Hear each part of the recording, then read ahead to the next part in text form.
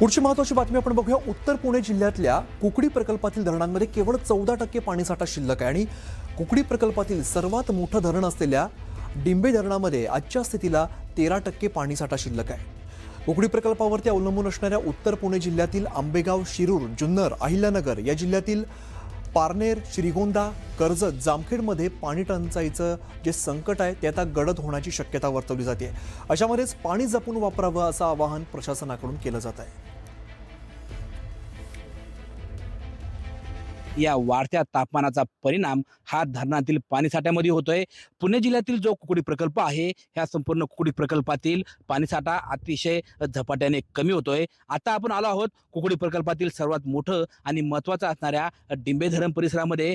सुमारे 13.5 TMC पाणी क्षमता असणारं डिंबे धरण, या धरणामध्ये सध्या फक्त 13% पाणीसाठा शिल्लक आहे।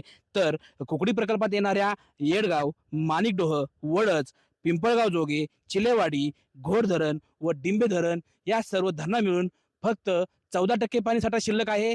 खरं तर कुकडी प्रकल्पावरती उत्तर पुणे जिल्हा असेल, उत्तर पुणे जिल्ह्यातील आंबेगाव, शिरूर, जुन्नर, त्याचबरोबर अहिल्यानगर जिल्ह्यातील पारनेर, श्रीगोंदा, कर्जत, जामखेडा, त्याचबरोबर सोलापूर जिल्ह्यातील करमाळा हे तालुके पिण्याच्या पाण्यासाठी आणि शेतीच्या पाण्यासाठी अवलंबून आहेत। त्यातच आता सध्या ही जी सर्व धरणं आहेत, या धरणांची पाणी पातळी कमी होते। त्यामुळे हा जो पुणे जिल्हा असेल, अहिल्यानगर जिल्हा असेल किंवा सोलापूर जिल्हा असेल, या भागातील जी गावं, जे तालुके या धरणांवरती पिण्याच्या पाण्यासाठी आणि शेतीच्या पाण्यासाठी अवलंबून आहेत, त्या पाण्यामध्ये भविष्यात मोठी पाणी टंचाई ओढवण्याची शक्यता निर्माण झाली आहे।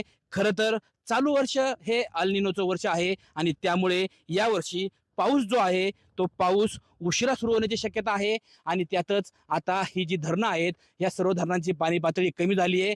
त्यामुळे पाऊस जर वेळेत झाला नाही तर गंभीर अशी पाणी टंचाई या परिसरामध्ये निर्माण होऊ शकते।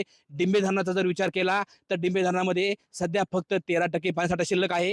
ही जी सर्व धरणं आहेत, डिंबे धरण असेल किंवा कुकडी प्रकल्पातील इतर धरणं आहेत, त्यांची जी सध्या खालील पाणी पातळी आहे, हे पाणी जपून वापरावं अशी सध्या प्रशासनाकडनं सांगितलं जात आहे। त्यामुळं आगामी काळामध्ये या सर्व पाण्याचं व्यवस्थित नियोजन करण्याचं मोठं आव्हान हे शासनापुढे असणार आहे। सचिन तोडकर, न्यूज 18 मराठी, डिंबे धरण, पुणे।